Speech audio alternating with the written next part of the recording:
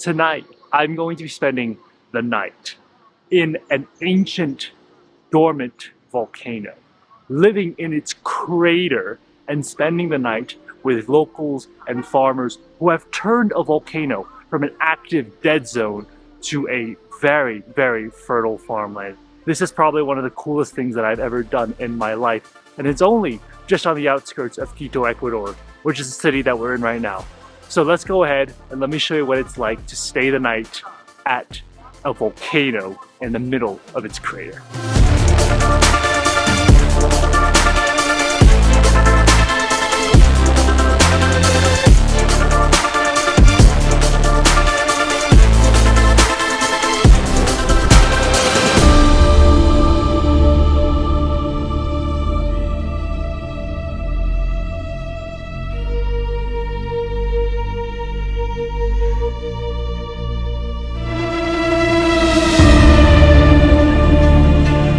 Good morning, guys, and welcome back to another video here from the beautiful country of Ecuador. We are in its capital now. We are in the city of Quito, and usually people come to Quito, they visit the historic center and all that. We'll do that another day, that's for sure.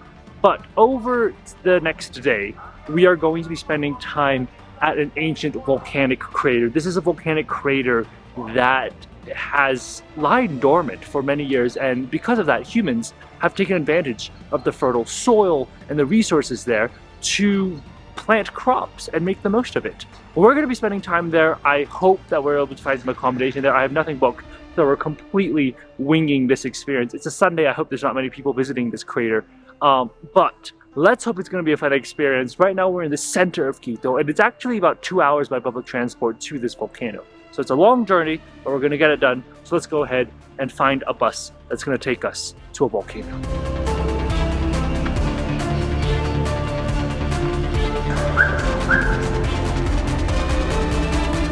Something that I really love that they do here in Quito, and not just in Quito, but they also do this in Lima, is that they're shutting down like this entire road here to encourage people to go cycling and exercising on Sundays only. So during the weekdays, this still functions as a normal road, but on weekends, it turns into a place to encourage physical activity. It turns into a place to encourage people to get out and about instead of staying at home. I observed this in Lima as well, but I think this is something that's very common here in the big cities in Latin America. Vas para Pululahua?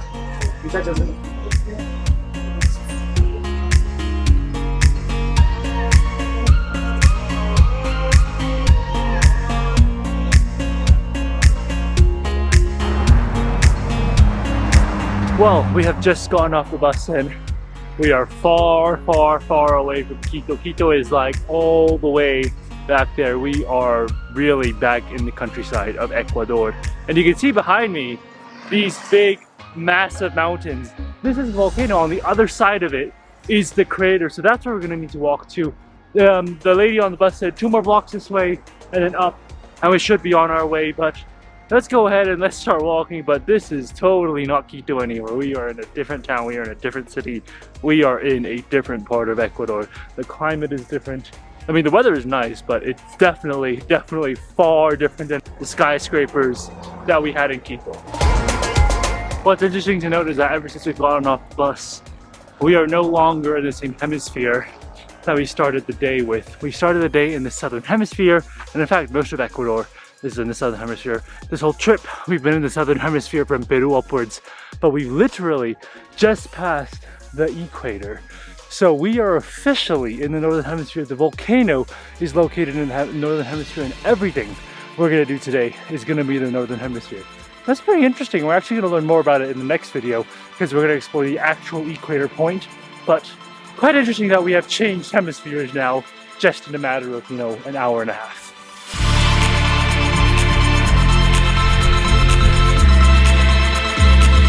Now, after hiking about maybe another 20 minutes, we've actually made it to the entrance, and from here, you actually descend into the crater. But before we go into the volcano, there's something that's really interesting. There's something called Museo Templo del Sol. Apparently, it was an Ecuadorian artist who decided to build a castle next to this volcano. So let's go ahead, since we're already here, might as well check it out. Let's go.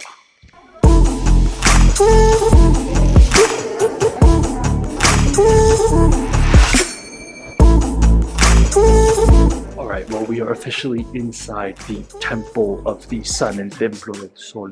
And this place here, it's kind of like a really interesting place because, okay, so first off, the artist here, Ortega Media, he was a famous Ecuadorian artist who traveled around the world and realized that he wanted to go back to his Ecuadorian roots, and he built this place. This is his like masterpiece, where he basically wanted to feel safe and he wanted to feel the Incan culture. It's a commemoration of the Incan gods. And specifically, when we talk about Incan gods, we're not talking about like God in the sky, but the sun, the moon, things that Incans used to, you know, revere in their culture, which is why this is the Temple of the Sun, because the sun was one of the most important Incan gods out there. And he wanted to preserve Ecuadorian culture. He built this in 2000 and it's open since then as a museum. We're currently on the second floor, which is where all of his artwork is displayed. But on the first floor is the Chamber of the Sun. So this is where you can do meditation, and there's also a room where you can meditate. There's a meditation room and a room to stay and relax. That's where our tour actually took place. And when I mean tour, it wasn't really like a tour of the entire place, but it was more of like an exhibition of different Incan things. So Incan music, what instruments did they use?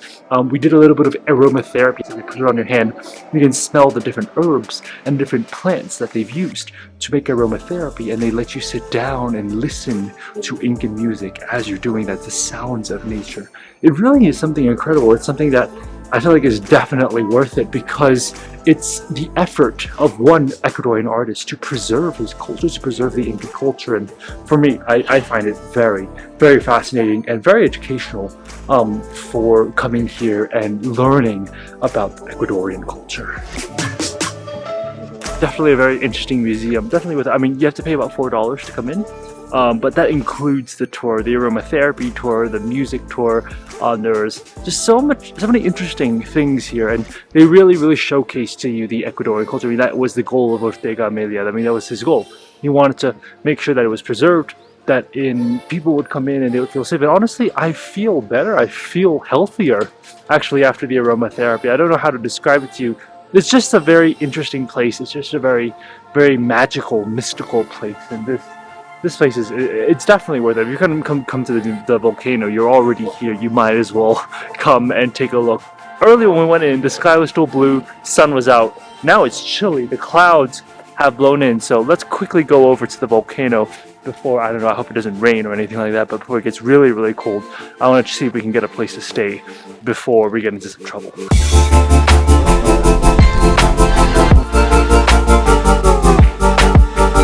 Welcome now officially to the volcano of Pululahua, which you can see literally right behind me. We are at the rim, we are at the mirador, we're at the viewpoint, kind of like Ilotoa, where you're at the viewpoint, then you hike down into the actual crater, except this crater is not a lake, it's actual land, and it's land that people have been using for hundreds and hundreds of years, farming and making the most out of all that this fertile land has to offer. Pululahua actually means like cloud of water, and you can easily see why.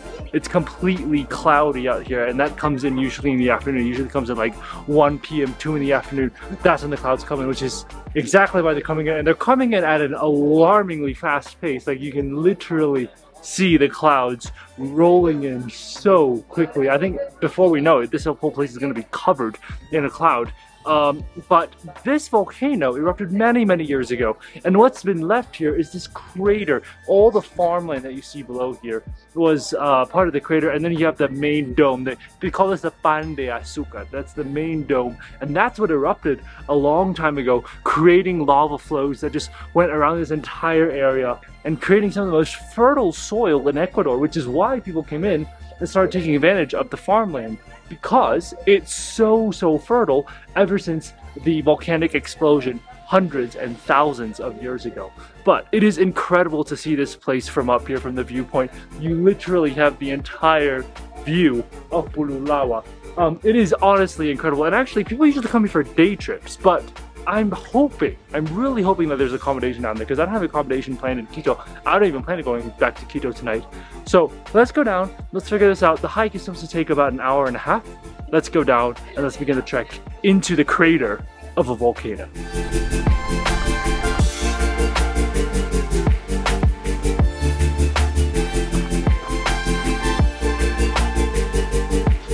And we have officially made it. Welcome inside the crater of Pululahua. This is crazy. I cannot believe I'm literally inside a volcanic crater. The hike down actually wasn't that bad. I didn't find it that difficult.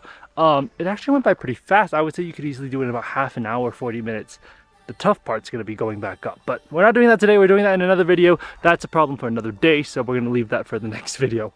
But we are inside the valley, and luckily for us, it looks like the clouds are clearing out. The clouds have been moving in that direction, which is why behind me, you should be able to see the sun is coming out. So based on the weather, it looks like we're going to have a pretty good time here in Pululahua. Now, our first priority is, of course, to find a place to actually stay. Because if we can't stay, we got to go back up now and we got to head back to Quito. So let's go see if we can actually find a place with a bed, with a roof over our heads so that we're not freezing out here. Because I'm pretty sure it does get pretty cold, especially at night when the clouds cover and everything. So let's go find a place to stay, or else we need to leave here as soon as possible. I was worried there wouldn't be food, but looking at the tables here, looks like we've got some dinner for sure. We're not going to starve out here.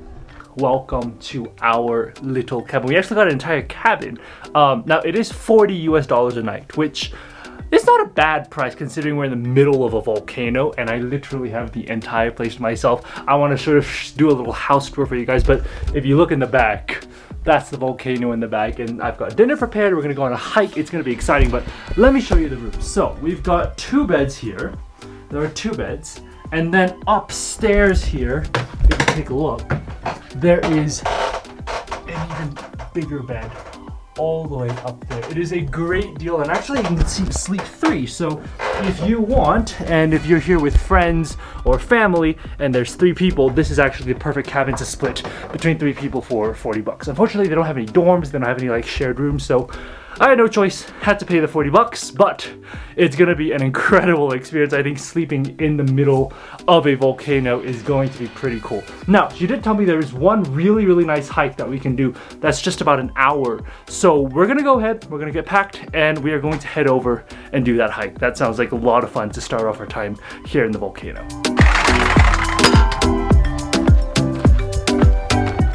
Alright, we have left our cabin and we are now on the way to our hike for the day. We are going to La Pondonia.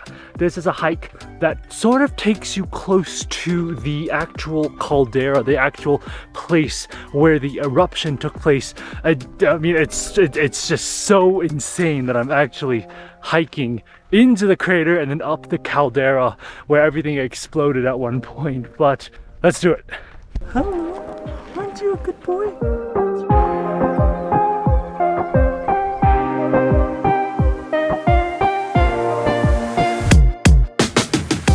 You can tell the evidence of a volcanic eruption by looking at rocks like these. I mean, look at the yellow color. That only comes from sulfur. And that's the result of thousands of years ago, a volcanic eruption that brought fresh minerals to the surface of the earth. And now we have fresh sulfur right here along the path. The instructions said that it only would take an hour to get up here. I did it, oh my god, I almost fell off the cliff. I did it in about 40 minutes. So not really a hard hike up. I don't know how hard it's gonna be going down, but I'll tell you guys about that later. But welcome to the top of this dome. It is incredible. Literally on this side, you literally see the deep valley. That's where the eruption happened. That's where the eruption happened, and you've got pan de azúcar behind me, which is also known as sugar bread, because it looks like a loaf of sugar bread. But as the lady said, sure enough, at around 4 p.m., 5 p.m., the clouds will move in. And literally, look at me right now. I am surrounded by clouds. The only thing you can see is a little patch of here, which is the town in the crater. But other than that, the clouds have literally covered this entire area. And the problem is, because the crater is so high, the clouds are stuck there. You can literally see right behind me over here, they can't move beyond the ridge. It's too difficult for the clouds to do that. And that's simply because, well, You know, we're in the middle of a volcano. I just can't emphasize that enough. It's crazy that thousands of years ago, this was all magma. This was all lava. What I'm standing on right now, all of this was lava. It's only hundreds and hundreds of years later that we now turn this land into beautiful, healthy, fertile land. It's crazy. But these clouds, they come in and they're here to stay for the evening. They're going to be staying all night until tomorrow morning. I think once the sun comes up, I think maybe at like 10, 11 in the morning, that's when the clouds will lift. And wow, I mean, look at how fast the clouds are moving right behind me. I think you can see it in real time, how fast these clouds are moving. I'm not speeding up the video clip. I'm not speaking faster than usual. That is literally how fast this entire side just got covered by clouds. That is how fast the clouds are moving. The wind is blowing in north to south and it covers the entire place.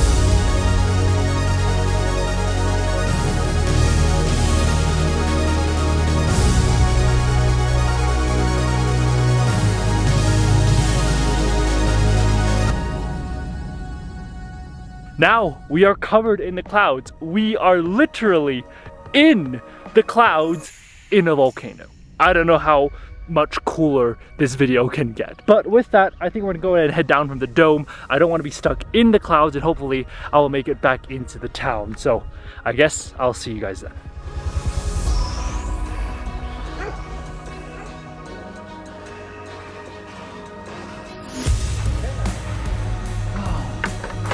Well, we have made it back to our accommodation and it's nighttime. As you can probably tell, the sun has set. It is completely dark and I think I'm the only person in the entire crater now, which is crazy. What have we got? We've got some pollo a la plancha. You can see, look at these fries. I mean, they look incredible. Let me just show you how good these fries look. I mean, look at that. It looks like they've got some oregano on it. I don't even know.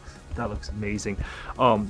But pollo a la plancha is sort of the flattened chicken. They actually put some pineapple on it as well, so I really like that. Really appreciate that on there. But that is it for Pululahua. Let me tell you a little bit more about Pululahua. I think that this is probably one of the coolest places to stay. I mean, you're literally in the middle of a volcanic crater. I'm literally having pollo a la plancha when this place erupted, like, you know, a few hundred years ago. Like I told you before, the name of this place is based on cloud of water. And as you saw earlier, because the clouds started moving in, it just turned the entire place into a completely different vibe. Now, during the weekends, this place gets super busy. A lot of tourists, a lot of locals actually come here. Not really a tourist destination. I don't think I met a single foreigner today. I think everyone who comes here is from Ecuador. And because it's only 2 hours away from Quito, this is a great sort of weekend trip away from the city, away from the hustle and bustle of Quito. Come here, relax in the mountain, relax in the volcano, and you feel like you're a completely different person. The museum, the Templo del Sol, which was at the entrance into the volcano, that is also incredible. To me, I loved especially the aromatherapy and just the history of the place is really incredible. But Pululahua, in my opinion, is definitely worth a visit. Yes, it's a little bit pricier if you want to stay overnight, but it's worth it. I can actually say I am sleeping overnight in the middle of a volcanic crater, which is something that's really cool. So if you're ever in Quito, I would say this is a must-see. Pululahua is incredible, and there's so many hikes. You know, the hike that we did just now, that's just one of the many hikes. There's one called Cerro El Chivo. That was just like this triangular-shaped mountain. You can actually climb up that as well. And there are also hot springs here as well. So there's a lot to do. You could easily spend a weekend, 2 days, 3 days here. So highly recommend this place. It is truly one of my favorite places in Ecuador so far. But anyways, with that, I'm gonna enjoy my pollo a la plancha with some fries. Hope you guys enjoyed this video. If you did, definitely give it a thumbs up and subscribe for more food and travel videos. What an amazing day it has been here from a volcano in Ecuador. And that's where I'm gonna be signing off, an extinct volcano just a few hours away from Quito. I'll see you guys on the next one. Bye guys.